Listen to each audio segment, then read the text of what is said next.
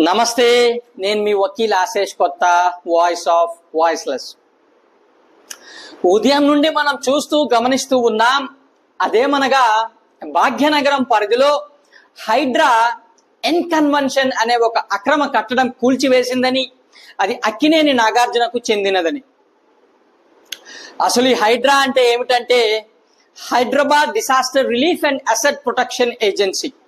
దీని యొక్క పనితీరు ఏంటయ్యా అంటే భాగ్యనగర పరిధిలోని చెరువులు, నాలాలు, గుంటలు పూడ్చి లేదా కబ్జా చేసి అక్రమ కట్టడాలు నిర్మించిన వాటిని శోధించి గుర్తించి నేలమట్టం చేయడం అనేది ఒక విధి. అయితే భాగ్యనగరం పరిధిలో కురిసే వర్షాలు, జరిగే విపత్తులు, వచ్చే వరదల వలన లోతట్టు ప్రాంతాలు అనేవి స్విమ్మింగ్ పూల్స్ గాను సముద్రాలు గాను తలపిస్తూ ఉండడం అనేది విదితం. అలాంటివి జరిగినప్పుడు కూడా ఈ హైడ్రా రియాక్ట్ అయ్యి రెస్పాండ్ అవ్వడం అనేది ప్రస్తుతం హైడ్రాకు ఉన్న మరో విధి. రాబో రోజుల్లో హైడ్రాకు విస్తృత స్థాయి అధికారాలు లేదా దాని యొక్క పని విస్తృత పరిచే విధంగా సమాలోచనలు జరిగినట్టు సమాచారం. అదేమనగా వివిధ అక్రమ హోర్డింగులు మరియు ప్రకటనల తొలగింపు, ట్రాఫిక్ నిర్వహణ, త్రాగునీరు మరియు విద్యుత్ సరఫరా వ్యవస్థలను కూడా హైడ్రాకు జోడించే పనిలో ఉన్నారు. ఇక ఎన్కన్వెన్షన్ కూల్చివేత విషయానికి వస్తే హైడ్రా చేసిన పని సక్రమమైనదా అక్రమమైనదా అని నేను చెప్పదలుచుకోలేదు. ఎందుకంటే హైడ్రా ఏమో వాళ్ళ పనిని సమర్థిస్తుంటే నాగార్జున ఏమో తన కట్టడం సక్రమమేనని ఆయన వాదన. కాబట్టి I don't endorse anybody nor I won't take anybody's side. నేనేమి చెప్పదలుచుకున్నానంటే హైడ్రా యొక్క ఏర్పాటు వెనుకున్న సంకల్పం గొప్పది. ఖచ్చితంగా అక్రమ కట్టడాలను అడ్డుకోవాల్సిందే, చెరువులను కాపాడాల్సిందే, అందులో సందేహం లేదు.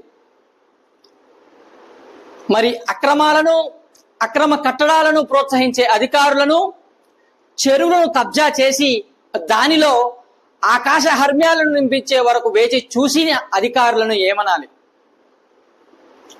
చెరువులు, నాలాలు, గుంటలు పూడ్చిన స్థలంలో ఒక కట్టడం నిర్మితం అవుతుంది అంటే అధికారుల యొక్క మద్దతు, అధికారుల యొక్క భరోసా లేకుండా అది ఎలా సాధ్యం? రంగనాథ్ గారు అంటారు అక్రమ కట్టడాలను ఎవరూ కూడా కొనవద్దు అని. అది బాగానే ఉంది. అది అక్రమ కట్టడం అని సామాన్య ప్రజలకు ఎలా తెలుస్తుంది? ఎంతమంది ప్రజలకు చట్టాలు తెలుసు? చట్టాల పట్ల ఎంతమంది ప్రజలకు అవగాహన ఉంది? ఉదాహరణకు 21 ఏళ్ల కుర్రాడు బాగా చదువుకొని సాఫ్ట్వేర్ ఉద్యోగం వచ్చిందని భాగ్యనగరంలో అడుగుపెట్టి ఒక 5 ఏళ్లు గడిచిన తర్వాత ట్యాక్స్ తగ్గించుకుందామని ఇల్లు కొనే ప్రయత్నంలో ఉన్నాడు. అతను ఒక ఇల్లు కొన్నాడు. ఒక 5 ఏళ్లు గడిచిపోయింది. ఇప్పుడు ఒక అధికారి వచ్చి ఇది అక్రమ కట్టడం కనుక ఇక్కడ ఉండే అందరూ ఖాళీ చేసి వెళ్ళిపోవాలి, లేని పక్షంలో కూల్చివేయబడును అని హుకుం జారీ చేశారు. అందులో ఉండే ఎవరికీ తెలియదు అది అక్రమ కట్టడం అని. ఎందుకంటే అందరూ కూడాను ఎవరి ఉద్యోగంలో వారు ఉండేవారు. ఒక బిల్డర్ కడుతున్నాడు అని తెలుసుకొని దానిలో తీసుకున్నారు. ఇప్పుడు దాన్ని అక్రమ కట్టడం అంటే ఎలా? అది అక్రమ కట్టడమై ఉండవచ్చు, కానీ సామాన్య మధ్య తరగతి వాళ్ళకి ఇవేం తెలుసు? ఇది అధికారులు మరియు ప్రభుత్వం యొక్క బాధ్యత. అది అక్రమ కట్టడమో లేదా సక్రమ కట్టడమో చెప్పాల్సింది. కట్టుబడికి ఇవ్వాల్సిన అనుమతులన్నీ ఇచ్చి బిల్డర్ల దగ్గర రాబట్టాల్సిందంతా రాబట్టి సామాన్యుడి జీవితం మొత్తం కూడబెట్టిన డబ్బుతో ఇల్లు కొనుక్కుంటే ఒకానొక రోజు వచ్చి అది అక్రమ కట్టడం అనడం ఎంతవరకు సమంజసమో ప్రభుత్వాలు మరియు అనుమతులు ఇచ్చే ముందు ప్రభుత్వ అధికారులు ఆలోచించాలి. బాధ్యులను చేయాల్సింది ప్రభుత్వాన్ని మరియు అనుమతులు ఇచ్చిన ప్రభుత్వ ఉద్యోగులను కదా. 119 GO government of Andhra Pradesh building rules చేతబట్టుకొని మున్సిపల్ ఆఫీసుకు వెళ్ళి మీరు అనుమతులు ఎలా ఇచ్చారు, దీని ప్రకారం లేని అపార్ట్మెంట్స్ కొని స్వయానా నేను అడిగితే దానిలో చాలా ఉంటాయండి, అవన్నీ పట్టించుకుంటే అవ్వదు అని అటేపు సమాధానం. అనుమతులు లేని దానికి నేను డబ్బులు ఎలా ఇస్తా అని బిల్డర్తో అంటే, లేదు లేదు మనం సచ్చీలులం, తప్పంతా ప్రభుత్వానిదే అని ఇటేపు.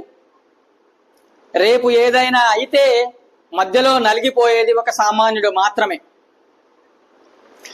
ఇక నుండైనా ప్రభుత్వాలు మరియు ప్రభుత్వ అధికారులు సామాన్య ప్రజలకు నష్టం కలిగించకుండా, అదే విధంగా ప్రభుత్వ స్థలాలు, చెరువులు, నాలాలు, గుంటలకు సంబంధించిన భూమిని ఆక్రమించిన వారిని, చట్టాలను ఖాతరు చేయని వారి మీద ఉక్కుపాదం మోపుతారని సామాన్యుల ఆశ. తెలంగాణ ఉద్యమ సమయంలో కేసీఆర్ అనేవాడు, ఆంధ్రోళ్ళు మా భూములను కబ్జా చేశారని, మా భూములను మళ్ళీ మేము తిరిగి పొందుతామని, 1,00,000 నాగలతో రామోజీ ఫిలిం సిటీని దున్నుతామని, ల్యాంకో హిల్స్లు, పద్మాలయ స్టూడియోలు కూడా కబ్జా అనేవాడు. ఇప్పుడు మళ్ళీ ఆ వాదన బలపడితే హైడ్రా వాటి మీద కూడా చర్యలు చేపడుతుందా అని ప్రజలు గుసగుస. చట్టాలు చదవండి, హక్కులు తెలుసుకోండి, హక్కులకై పోరాడండి. ధన్యవాదాలు. నమస్తే. సాధ్యమైనంత వరకు మన దైనందిన జీవితంలో తెలుగులోనే మాట్లాడదాం, తెలుగునే ఉపయోగిద్దాం.